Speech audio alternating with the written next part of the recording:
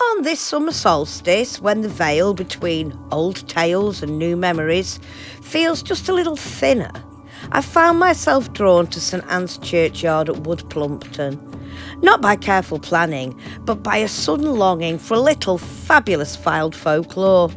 And what better place to begin than with those wonderful village stocks standing quietly beside the lich gate, a reminder of a time when village justice was very public indeed, where misbehaviour, misdemeanours and perhaps a little local scandal could see a person displayed for all to witness.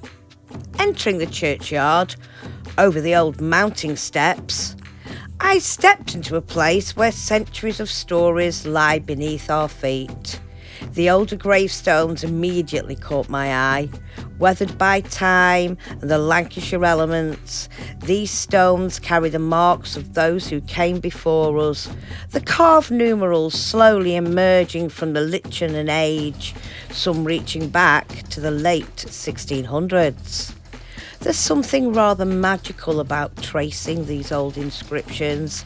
Each one represents a life once lived, a person who walked these paths, heard the same church bells and watched the changing seasons pass over this little corner of the Fylde. But I hadn't come here just for stones.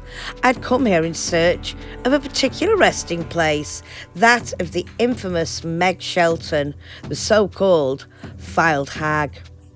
According to local legend, Meg was a character who lived in Woodplumpton. The story tells us that in 1705 she met a grisly end, supposedly found crushed beneath a fallen wall in her cottage.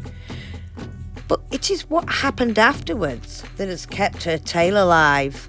Folklore claims that because Meg was considered troublesome in life, the villagers feared she might be troublesome in death.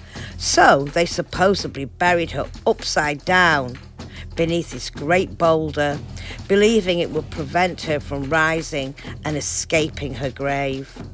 Whether truth, superstition, or a story that grew darker with every telling, the boulder remains, a silent marker to one of the Fylde's most enduring legends.